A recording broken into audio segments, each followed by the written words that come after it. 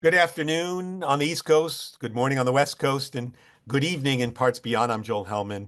I'm Dean of the School of Foreign Service, and welcome to another one of our fast break sessions. This one looking at the Iran crisis, and we are so very pleased to have with us Ambassador Dennis Ross. He is here at Georgetown, teaching at Georgetown as the Dermont Family Distinguished Professor of Practice at the School of Foreign Service and the Center for Jewish Civilization. As many of you, I'm sure, already know, because of the overwhelming response we've got to this fast break, Ambassador Ross has played a leading role really in shaping U.S. Middle East policy for decades, and in particular been involved in the Middle East peace process. He was Director of Policy Planning at the State Department under President George W. Bush, the Special Middle East Coordinator under President Clinton, and a special advisor on the Persian Gulf and Southwest Asia, including Iran, with former U.S. Secretary of State Hillary Clinton. And he has a new book out, Statecraft 2.0, and a lot of the lessons from Statecraft 2.0, I believe, are going to be weaved into our conversation today, but do look out for it. So thank you, Dennis, for being with us. Let me start with a question I think that is on everyone's mind. Is this President Trump 2.0? Is this his first big foreign policy win? I think the short answer is yes, it is a foreign policy win not because there'll be an argument over how much has he set the Iranian nuclear program back. The truth is, nobody knows exactly how much it set it back, but I will say this: Iran is going to be preoccupied with its own domestic internal situation for some time to come. The Israelis decapitated, its military decapitated the Revolutionary Guard, did great damage to the Basij, who are the public militia that controls basically the Iranian population. They're not going to be any rush to try to reconstitute, in no small part because they don't know what the Israelis know. The Israelis basically took out all this security leadership who were in what they thought safe, secure, and vulnerable locations, and they're all gone.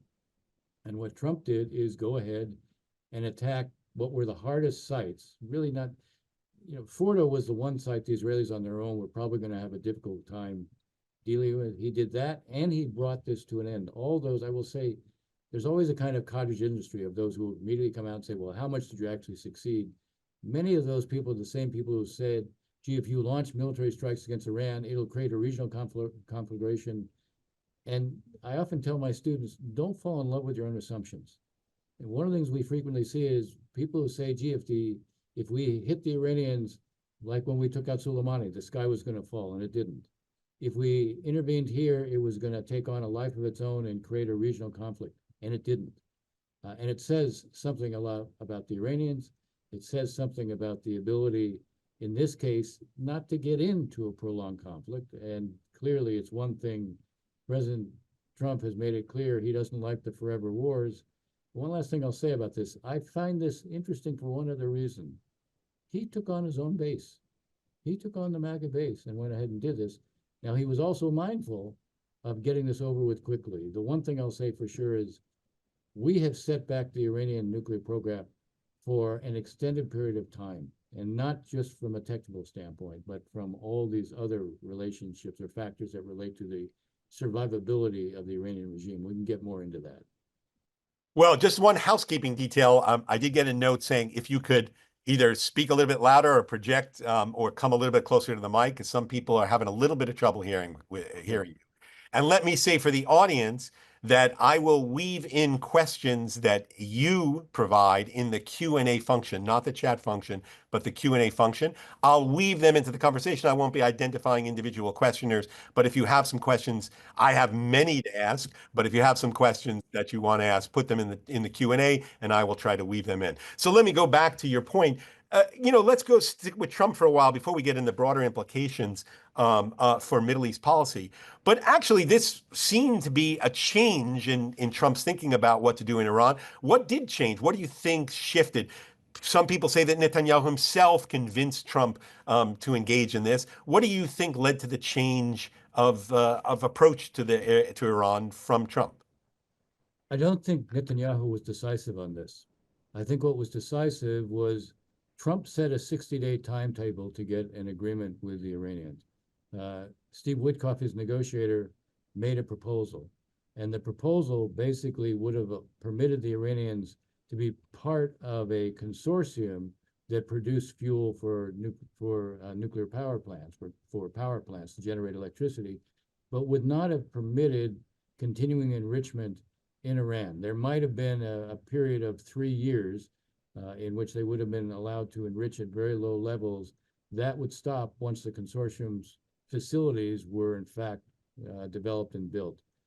When the Iranians rejected that, I think Trump came to the conclusion, okay, I can't achieve what I said I was going to achieve in 60 days. And it seems clear to me we'll have to put more pressure on them. I think one other thing, I think that when he was with Netanyahu and Netanyahu said to him, the Iranians will talk forever and they'll continue to build their program while they do that.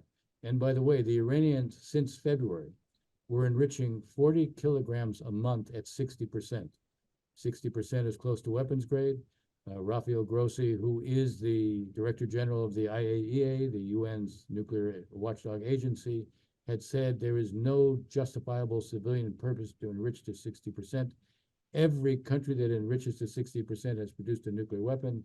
And I think Trump in his own mind said, I'm going for diplomacy, but he came to the conclusion it wasn't going to work without some military action by us, not just by the Israelis. I think he was very determined to make this a one-off. He's very good at making big threats. In this particular case, he acted on the threats and he said, if they retaliate, this is what we will do.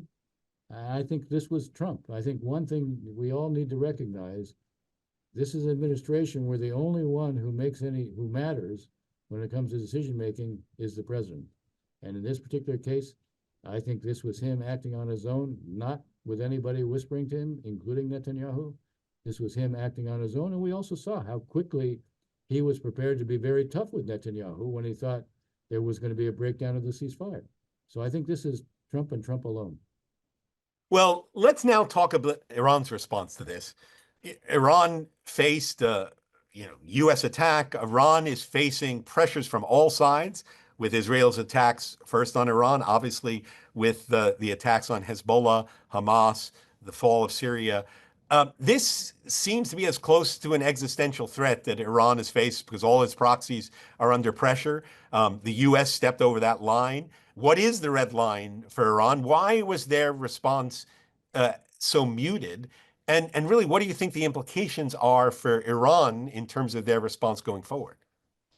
I want to put this in a historic context because I think it explains why we saw what we saw, and then we can talk about how Iran moves going forward. In my book 2.0, I have a long chapter where I'm applying what should be a statecraft approach to what our policy towards Iran should be. But to do good statecraft, you also have to have a historical context in which you understand what drives the party whose behavior you're trying to affect. I looked at every administration's approach from Jimmy Carter to today and how the Iranians responded. And one of the lessons that emerged from that was that Iran's preoccupation with regime survival, pardon the pun, trumps every other consideration. They came to the conclusion that one of the things that threatens regime survival is direct war with the United States. The U.S. intervention, the reflagging of tankers in 1987-88, when Iran was trying to cut off all Iraq's revenues from oil, and therefore they were attacking anything that was going to Basra, anything leaving Basra, we reflagged all ships in that category in the Gulf. And we ended up taking out a significant part of the Iranian Navy as a result. We destroyed oil platforms. And inadvertently, although the Iranians didn't see it as inadvertent, we shot down a civilian airliner. Ayatollah Khomeini, who had said they would fight the war forever with Iraq, because after all, it was Saddam Hussein who invaded them, then at that point brings the war to the end, describes it as being the equivalent of drinking poison from a chalice. But that shaped, I think, Khomeini, who at that point was actually the president, not the supreme leader, but the president in Iran. And it shaped his attitudes about don't get into a war with the U.S. because it threatens regime survival. We saw how he responded to the killing of Qasem Soleimani, who was maybe the closest person to him, head of the Quds Force of the Revolutionary Guard.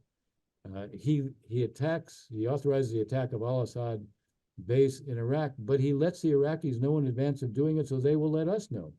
We see the exact same thing here.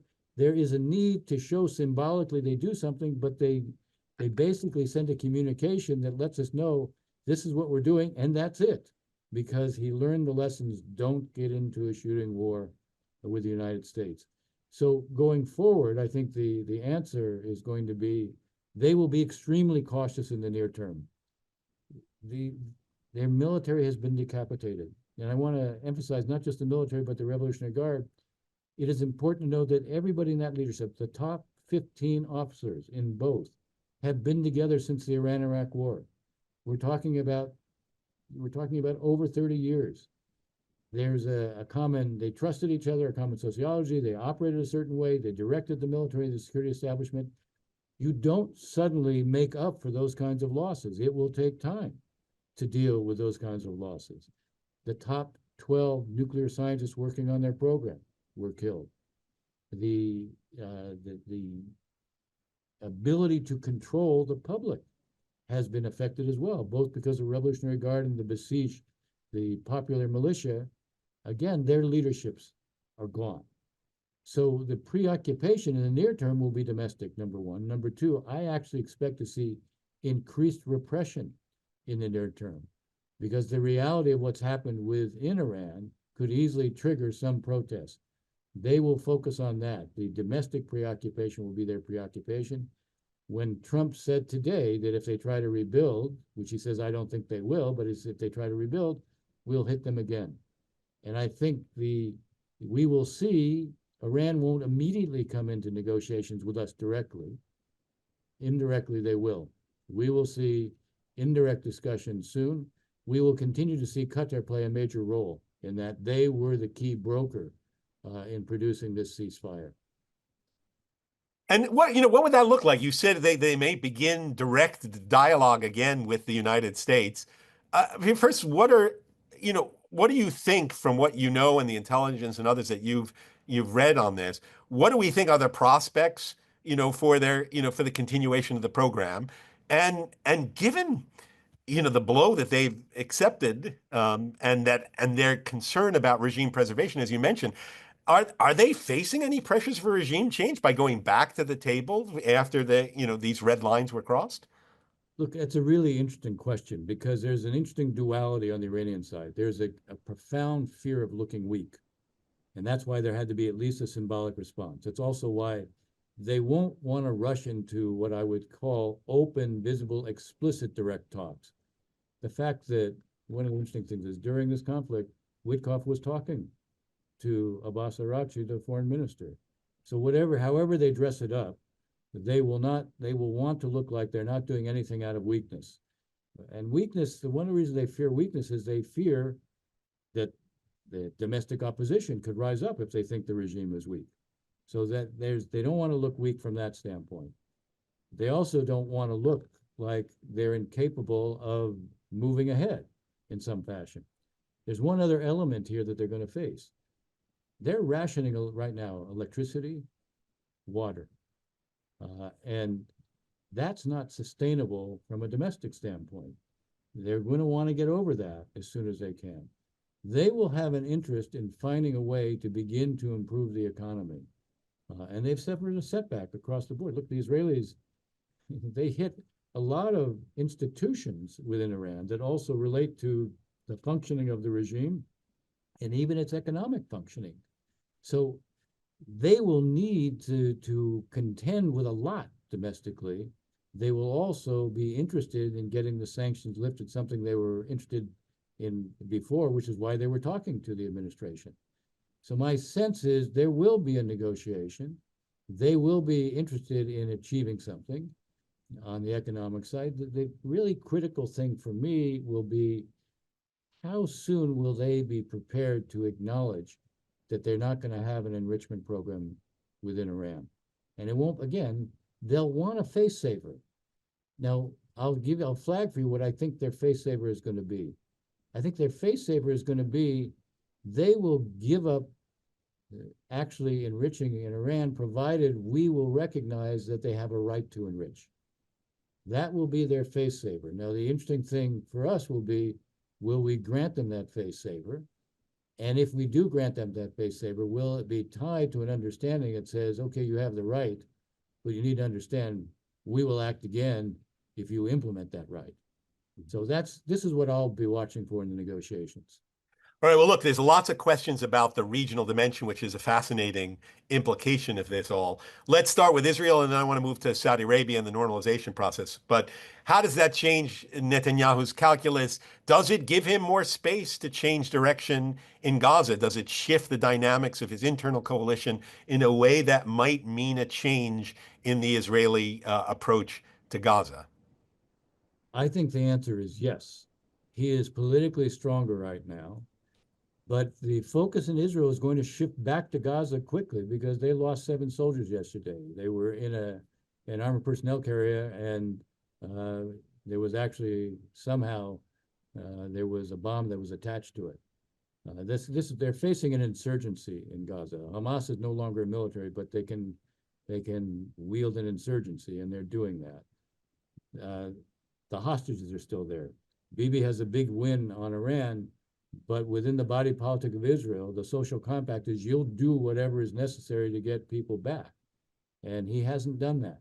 And so long as there are hostages who are there, he doesn't have a victory, a complete victory. So he needs that. One other thing to watch for. If it looks like he's beginning to move towards elections, he no longer has a fear of Ben-Gvir and Smotrich. They have been in a position where they could bring the government down, and he didn't want the government brought down because the context for elections was bad for him. Now, he may believe that early elections are a better thing for him now. The minute he believes that, he doesn't care if the government falls, number one. And number two, he becomes competitive with Ben-Gvir and Smotrich. So the last thing he has an interest in doing is somehow continuing to let them define what he does. So I believe we will see a very rapid move to Gaza. Whether it will be doing the Witkoff deal, which was to have half of the live hostages with a number of the bodies of the dead hostages released in the first week of this deal, and the deal is for 60 days, and then you spend the 60 days trying to see if you can come up with an end, and then the remaining hostages are released if there's an end to the war. It could be that approach, or it could be Bibi deciding he will go for more and basically say, I am ready to end the war and withdraw from Gaza, provided all the hostages are released, and provided there's understandings about what comes next in Gaza.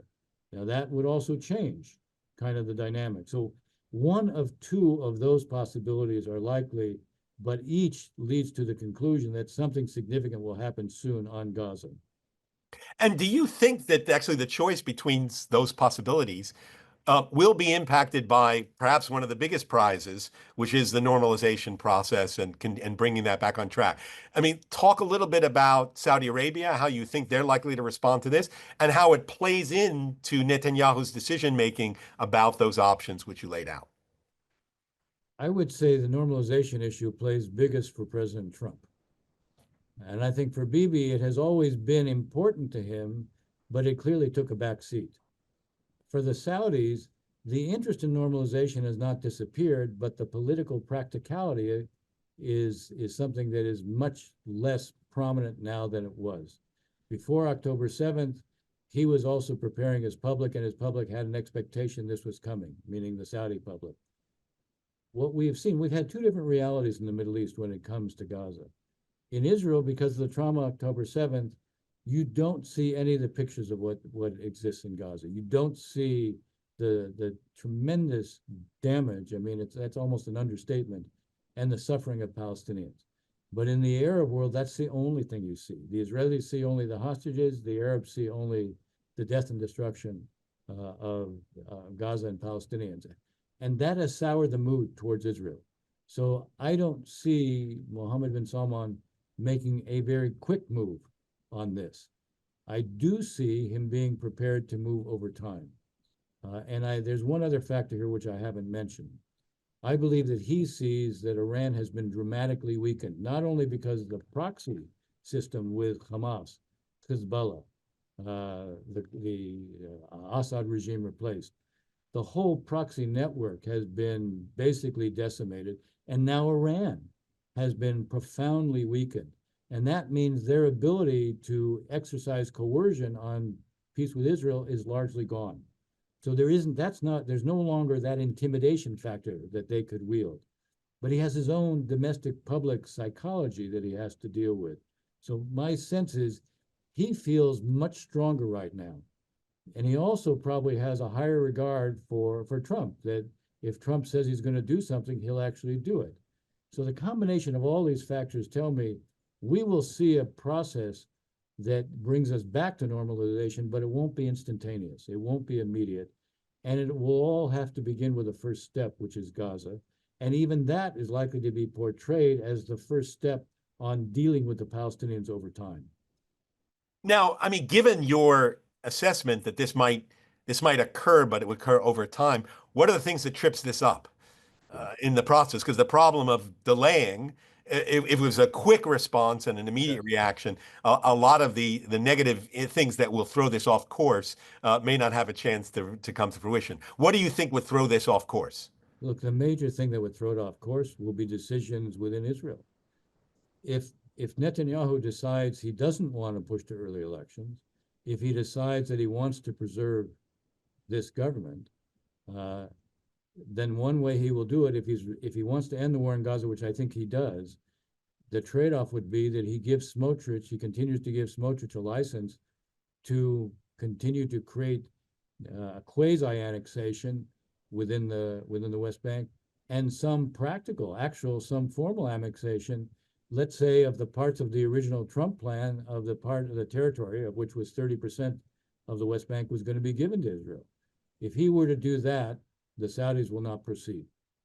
If he were to do that, you'll even see countries like the UAE have been quite steadfast in terms of sticking to the Abraham Accords. You'll see them also take a step back. So I think the main impediment here would be Israeli decisions on the West Bank that formalize some kind of annexation. That would, I think, undermine this kind of forward movement. And that here again, I think Trump will be very important, because if Trump's preoccupation is producing this, because he wants to be seen as a peacemaker. It's not just that he wants the Nobel Prize, which is pretty obvious. It's that he wants to be seen as a peacemaker. And he said the expansion of the Abraham Accords was one of his priorities. So my expectation is, if he understands that the greatest threat to what he wants is Israeli partial or broader annexation of the West Bank, I think he puts a lot of pressure on Netanyahu. And what we've seen is Netanyahu won't say no to him. And what about Iran's behavior? I mean, are there things that Iran could do that would throw this off course as well? I think in the past there were things. The main thing they could do is through terror. If they could push Hamas to do terror in the West Bank, um, that that gets the Israelis to crack down. You know, one of the things I've always said: the extremists need the extremists. That's how they operate. I'll tell a story here. 6 months before Yitzhak Rabin was assassinated, when I was the American negotiator in the Middle East, I used to see him on Saturday afternoons, and we would have more strategic discussions than the immediate day-to-day issues with negotiations. And out of the blue, he says to me, "Who do you think is going to determine the next election in Israel?" So I try to prove how smart I am about Israeli politics, and I say Ari Deri, who was the head of the Shas party. And he says, "No, guess again." I said, "No, you tell me." He said, "Hamas. Two Hamas bombs, and Netanyahu being the next prime minister, not me." Now, in fact, he ends up being assassinated. And for a 3 month period, it looked like we could do almost anything. And in fact, what ends up happening is you have 4 Hamas bombs in 9 days. And that's what elects Bibi Netanyahu over Shimon Peres after the assassination. So if the Iranians basically decide, okay, we can't do anything in the nuclear area, and we have limits in terms of what we can do directly, and even our proxies are much weaker, but we still have sleeper cells. We can still push Hamas to carry out acts of terror in Israel. And if that happens, you'll have a backlash from the Israelis, and that could frustrate everything what we're describing that's much more hopeful.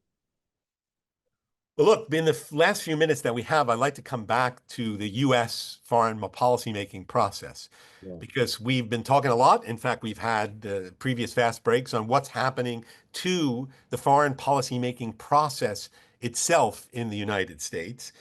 I wonder what you think this incident, this change of policy, this approach says about foreign policy making in the second Trump administration. In particular, are there signs of life at the State Department, the National Security Council, DNI? What's your thought about the process that led to this set of decisions?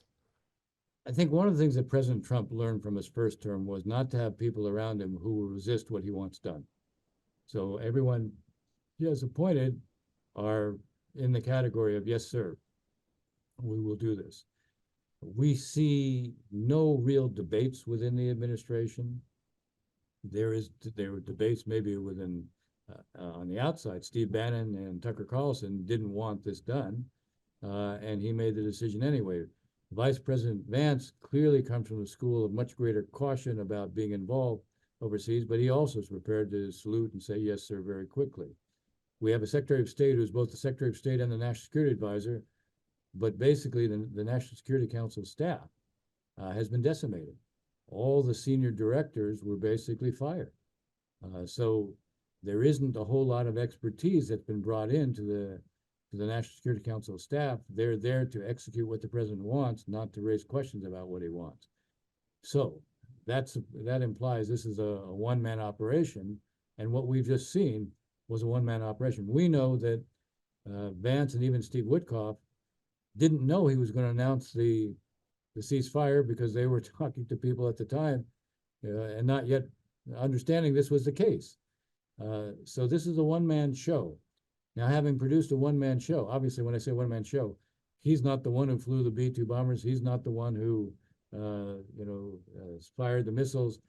So we have a military establishment that is incredibly professional and has rehearsed these things over time. This wasn't just done out of the blue. Much of this was also coordinated with the Israelis over the last several years. You have the head of CENTCOM, General Kurilla, who almost was living in Israel for a while. So the professionals in the military are clearly capable of acting on the directions that they're given. But if the president wants to translate this, he needs follow-up. If you want to have something that's enduring on the Iranian nuclear program and not have to Africa again, as he threatened this morning if they resume enrichment, then you need a negotiation. So Steve Witkoff needs a negotiation, but he needs a team that knows these issues and knows what it takes to be able to monitor what's the kind of intrusive verification you need and where do you need it, and what do you need as it relates to the Iranians coming clean on their whole program. What's the relationship of what we're going to do to the IAEA and its ability to be on the ground? So from that standpoint, you need a State Department, you need a Department of Energy, you need an intelligence community that can be fully integrated into that team. Similarly, I would say if he wants to create the normalization process, once again, you're going to have to have a team that can actually do this. So the process up to now has I will say, has been more individualized and less a process if he's going to capitalize on what's been done. And to come back to your first question, for this to be a real win and not just a tactical moment, there will need to be a process, and the structure within the administration is going to have to be shaped in such a way that they can follow up and turn what is a tactical achievement into an enduring political outcome.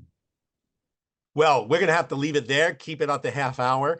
Thank you very much, Dennis Ross, for joining us for this wide-ranging discussion on the impact of the Iran crisis across the Middle East. Thank you all, nearly 400 SFS alums from around the world, for joining us today. We will be back again with more fast breaks, I can assure you, as this situation continues to unfold. But thank you all for joining us, and thank you, Dennis Ross, for being part of the conversation. Thank you very much. All right, bye-bye.